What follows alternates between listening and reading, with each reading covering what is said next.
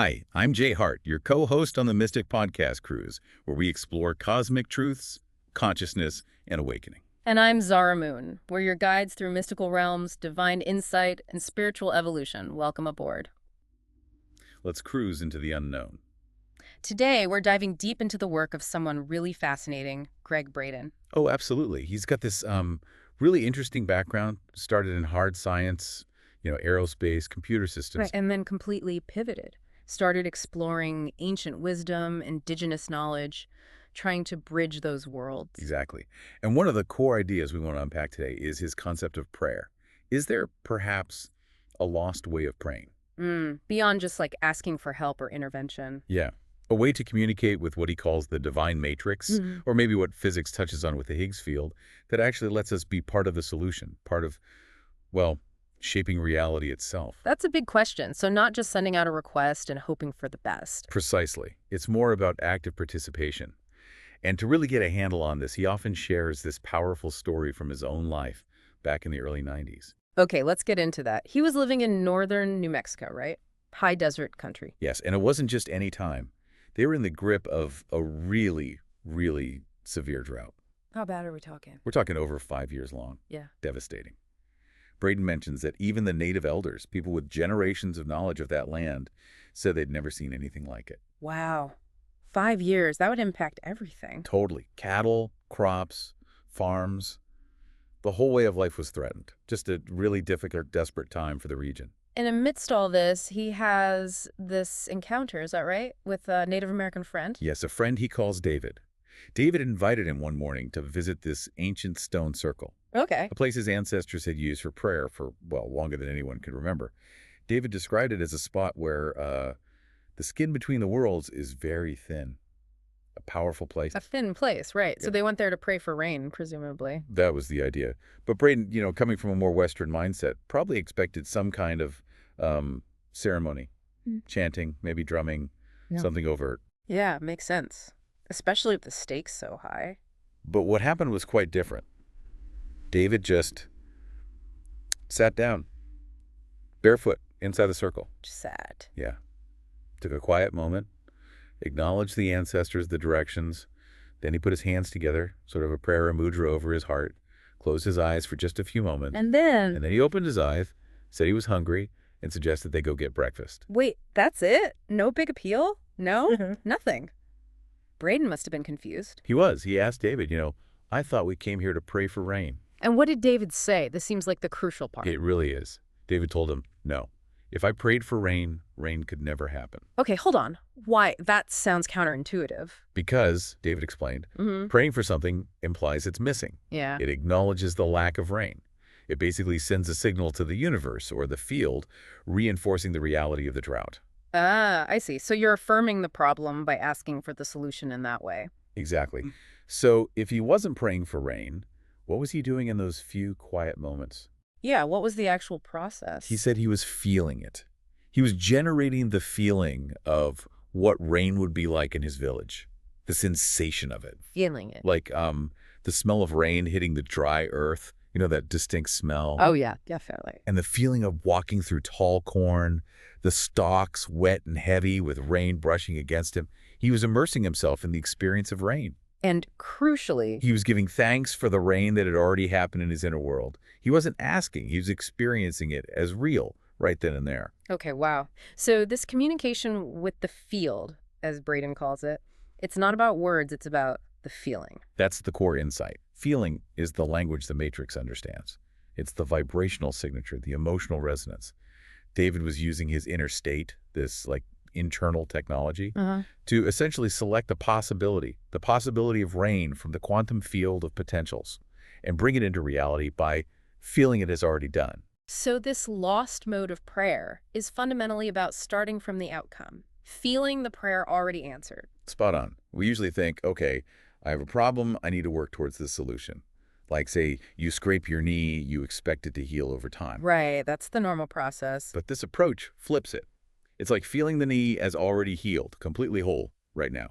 Not hoping for it, but embodying the end state. Braden talks about using this himself, doesn't he, for his own health? He does. He mentions healing a significant health issue, a tumor, back in 2000, by intensely cultivating and living from the feeling of already being healed. Yeah. And he's clear it took real inner work to get to and hold that state. It's not just flicking a switch then. Definitely not. He also notes applying it to smaller things, like cuts and scrapes healing faster when he consciously engages this feeling-based communication. It suggests our bodies are deeply tuned into this field. Because they're part of it, emerging from it. Precisely. So back to David and the drought. What happened after this very subtle, feeling-based prayer? Well, the story gets pretty dramatic here. Braden says later that day, huge, dark clouds started building over the mountains, and then it started raining. Just like that. Apparently so. And it wasn't just a sprinkle. It rained hard through the night all the next day. So much rain, in fact, that the dry ground couldn't soak it up fast enough, and it actually caused flooding. Flooding after a 5-year drought. That's intense. Right. And when Braden spoke to David about the floods, David had this interesting comment. What was that? He apparently said something like, their ancestors knew how to bring the rain, but maybe they hadn't quite figured out how to control the amount of rain. Huh.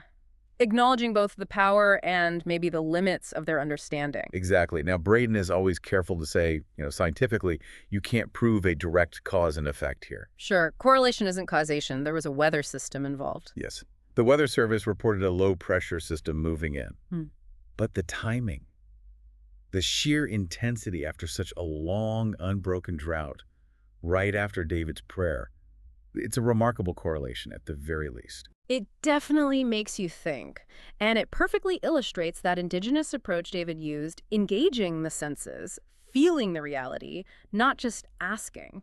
And this idea, this feeling-based approach, Braden argues it's not unique to David's tradition. He finds echoes of it, instructions even, in really ancient texts. Like the ones found in Egypt, the Nag Hammadi Library. Exactly, discovered mid-20th century. These texts contain some of the oldest known Christian writings, things like the Gospel of Thomas. And these were texts that were deliberately excluded from the Bible we know today, back in the 4th century. Right, which makes you wonder what kind of teachings, what perspectives might have been set aside.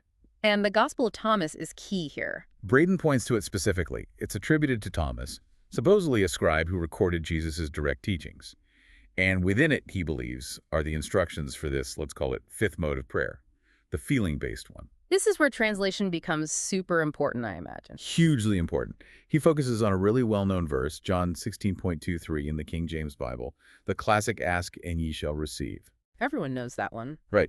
The King James Version says, whatsoever ye shall ask the Father in my name, he will give it you.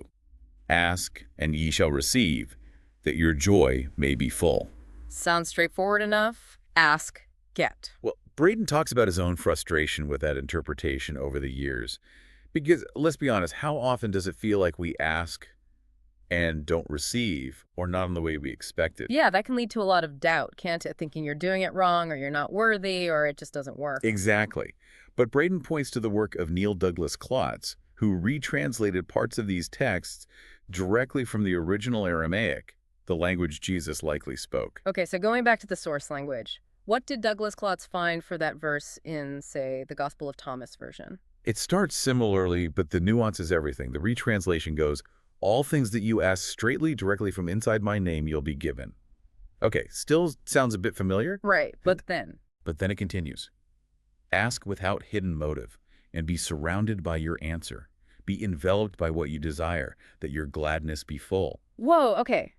Ask without hidden motive. What does that imply? It suggests asking with purity of heart, without attachment to the outcome.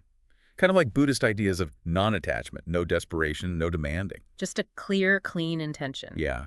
And then the really striking part, be surrounded by your answer. Be enveloped by what you desire. Be surrounded, be enveloped. That doesn't sound like asking for something you don't have. Exactly. It implies the answer, the desired reality, is already here, potentially. You just need to align with it, to feel surrounded by it, enveloped in it. So it loops right back to David's prayer.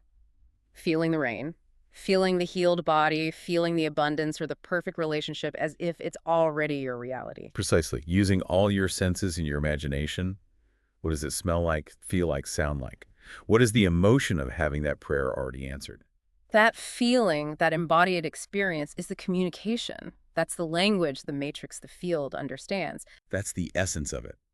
Braden suggests these ancient traditions knew this code.